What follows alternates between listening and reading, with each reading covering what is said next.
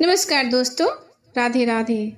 सोमवार को पड़ने वाली अमावस्या को सोमवती अमावस्या कहते हैं। यह लगभग साल में 1 या 2 बार ही पड़ता है। इस अमावस्या का हिंदू धर्म में विशेष महत्व है। इस दिन विवाहित स्त्रियां अपने पति की दीर्घायु की कामना के लिए इसका व्रत करती हैं। इस दिन विवाहित स्त्रियां पीपल के वृक्ष में दूध, जल, पुष्प, अक्षत, चंदन इत्यादि से पूजा करके वृक्ष के चारों ओर 108 बार धागा लपेट कर परिक्रमा करती हैं। कहा जाता है कि महाभारत में भीष्म ने युधिष्ठिर को इस दिन का महत्व समझाते हुए कहा था, इस दिन पवित्र नदियों में स्नान करने वाला मनुष्य स्वस्थ और सभी दुखों से मुक्त होगा। इस दिन नदियों में स्नान करने से पितरों की आत्मा को शांति मिलेगी। अब सुने सोमवती अमावस्या से जुड़ी कथा। एक गरीब ब्राह्मण परिवार रहा करता था, जिसमें उसकी पत्नी के अलावा उसकी एक पुत्री भी थी।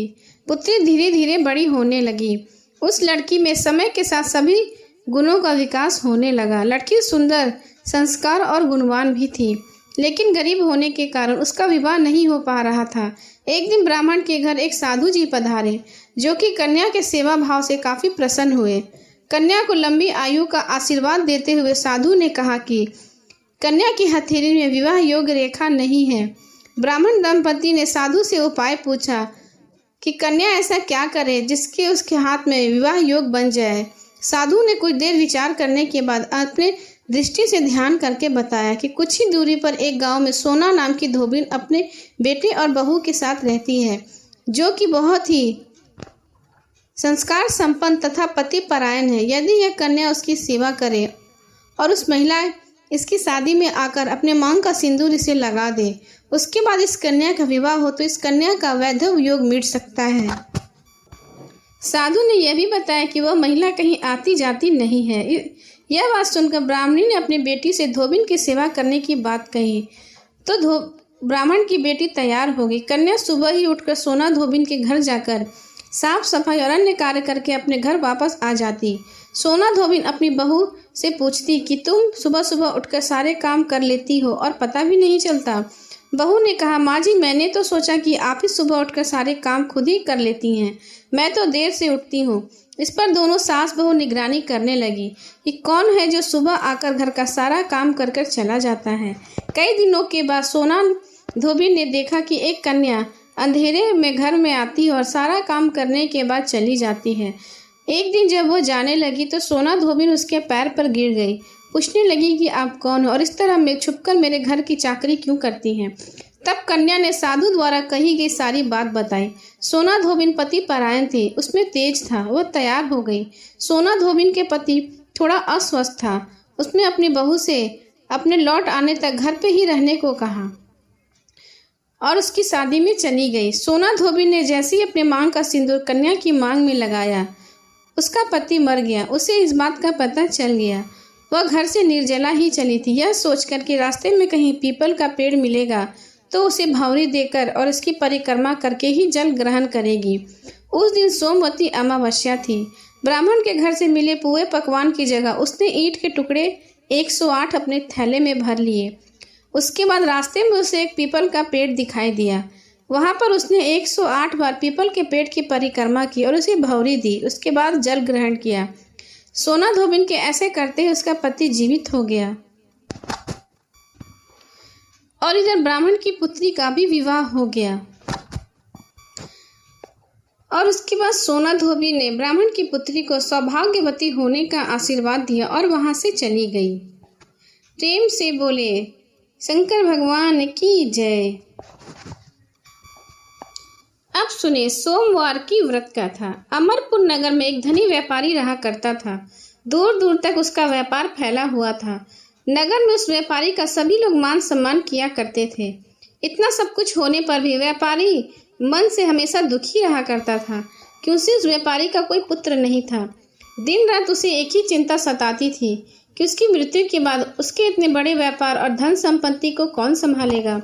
पुत्र पाने की इच्छा से वह व्यापारी प्रति सोमवार भगवान शिव की पूजा किया करता था। सायंकाल को व्यापारी शिव मंदिर में जाकर भगवान शिव के सामने घी का दीपक जलाया करता था। उस व्यापारी की भक्ति देखकर एक दिन पार्वती माता ने शिव भगवान से कहा, हे प्राणनाथ, यह व्यापारी आपका सच्चा भक्त है। कितने दिनों से यह सोमवार का व्रत और पूजा नियमित कर रहा है। भगवान आप इस व्यापारी की मनोकामना अवश्य पूर्ण करें। भगवान शिव ने मुस्कुराते हुए कहा, हे पार्वती, इस संसार में सबको उसके कर्म के अनुसार फल की प्राप्ति होती है। प्राणी जैसा कर्म करते हैं उन्हें वैसा ही फल प्राप्त होता है। इसके बावजूद पार्वती जी नहीं मानी। उन्होंने आग्रह करते हुए कहा, हे प्राणनाथ, आपको इस व्यापारी की इच्छा पूरी करनी पड़ेगी। यह आपका अनन्य भक्त है, प्रति सोमवार आपका विधिवत व्रत रखता है और पूजा अर्चना के बाद आपको भोग लगाकर ही एक समय भोजन ग्रहण करता है। आपको इसे पुत्र प्राप्ति का वरदान देना ही होगा।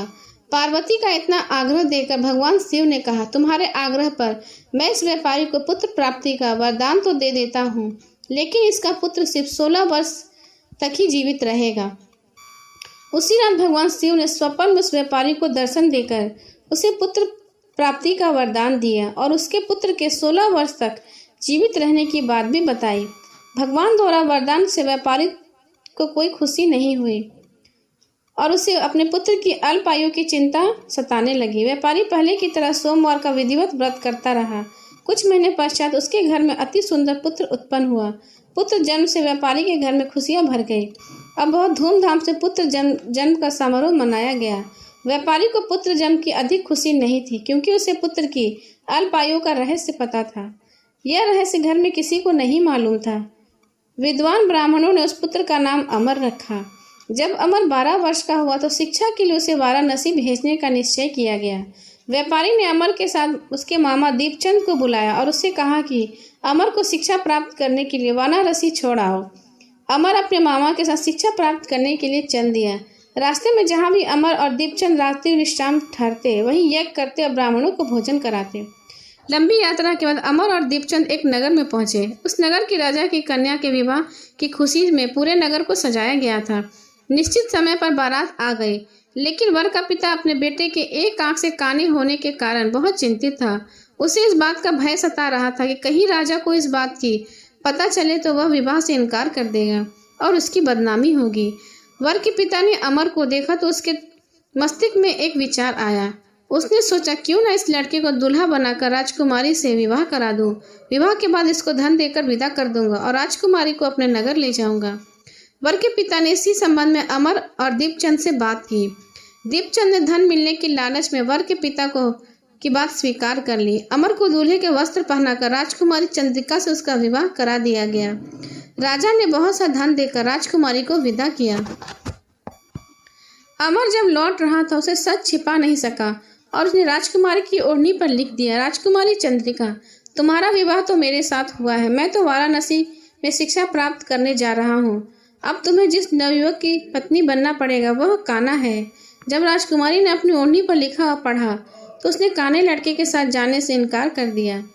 राजा ने यह सब बात जानकर राजकुमारी को महल में रख लिया। उधर अमर अपने मामा दीपचंद के साथ वाराणसी पहुंच गया। अमर ने गुरुकुल में पढ़ना शुरू किया। जब अमर 16 वर्ष का हुआ तो एक यज्ञ किया। यज्ञ की समाप्ति पर ब्राह्मणों को भोजन कराया और खूब अन्न वस्त्र दान किए। रात को अमर अपने शयन कक्ष में सो गया। शिव के वरदान के अनुसार शयन अवस्था में अमर के प्राण पखेरु हो गए। सूर्योदय होने पर मामा ने मृत भांजे को देखकर रोने पीटने लगा। आसपास के लोग भी इकट्ठे होकर दुख प्रकट करने लगे। मामा के रोने का विलाप के स्वर समीप से गुजरते हुए भगवान शिव माता पार्वती ने भी सुनी। पार्वती ने भगवान शिव से कहा, प्राणनाथ, मुझसे इसका रोना स्वर सहन नहीं हो रहा। आप इस व्यक्ति के कष्ट को अवश्य दूर करें। भगवान शिव ने पार्वती जी से कहा। अदृश्य रूप में समीप जाकर अमर को देखा तो पार्वती जी से बोले, हे पार्वती, यह तो उसी व्यापारी का पुत्र है। मैंने इसे 16 वर्ष की आयु प्रदान की थी। इसकी आयु तो पूरी हो गई है। पार्वती जी ने फिर भगवान शिव से निवेदन किया, हे प्राणनाथ, आप इस लड़के को जीवित करें, नहीं तो इसके माता पिता पुत्र की मृत्यु के कारण रो रो कर अपने प्राण त्याग देंगे। इस लड़के का पिता तो आपका परम भक्त है, वर्षों से सोमवार का व्रत करता आ रहा है और वो आपको भोग लगा रहा है। पार्वती के आग्रह करने पर भगवान शिव ने उस लड़के को जीवित होने का वरदान दिया और कुछ ही पल में वह जीवित होकर बैठ गया। शिक्षा समाप्त करके अमर मामा के साथ अपने नगर की ओर चल दिया। दोनों चलते उसी नगर में पहुंचे जहां अमर का विवाह हुआ था। उस नगर में भी अमर ने यज्ञ का आयोजन किया। समीप से गुजरते हुए नगर के राजा ने यज्ञ का आयोजन देखा। राजा ने अमर को तुरंत पहचान लिया। यज्ञ समाप्त होने पर राजा अमर को उसके मामा को महल ले गए और कुछ दिन अपने महल में रहकर खूब सा धन वस्त्र देकर राजकुमारी को विदा किया। रास्ते में सुरक्षा के लिए राजा ने बहुत सी सैनिकों को भी दीपचंद के साथ भेज दिया। दीपचंद नगर में पहुंचने एक दूत को घर भेजकर अपने आगमन की सूचना दी। अपने बेटे अमर के जीवित वापस लौटने की सूचना से व्यापारी बहुत प्रसन्न हुआ। व्यापारी ने अपनी पत्नी के साथ स्वयं एक कमरे में बंद कर रखा था। भूखे प्यासे रहकर व्यापारी और उसकी पत्नी बेटे की प्रतीक्षा कर रहे थे। उन्होंने प्रतिज्ञा कर रखी थी यदि उन्हें बेटे की मृत्यु का समाचार मिले तो वह दोनों प्राण त्याग देंगे। व्यापारी अपनी पत्नी और मित्रों के साथ नगर के द्वार पर पहुंचा। अपने बेटे के विवाह का समाचार सुनकर पुत्र वधू राजकुमारी चंद्रिका को देखकर उसकी खुशी का ठिकाना न रहा। उस रात भगवान शिव ने व्यापारी को स्वप्न में कहा, हे व्यापारी, मैंने तेरे सोमवार के व्रत करने और व्रत कथा सुनने से प्रसन्न होकर तेरे पुत्र को लंबी आयु का वरदान दिया है। व्यापारी बहुत प्रसन्न हुआ। सोमवार का व्रत करने से व्यापारी के घर में खुशियां लौट आई। शास्त्रों में लिखा है, जो स्त्री पुरुष सोमवार का विधिवत व्रत करते हैं और व्रत कथा सुनते हैं उनकी सभी इच्छाएं पूरी होती हैं और भगवान शिव और माता पार्वती का आशीर्वाद उन पर सदैव बना रहता है। प्रेम से बोले माता पार्वती की जय, भगवान भोलेनाथ की जय।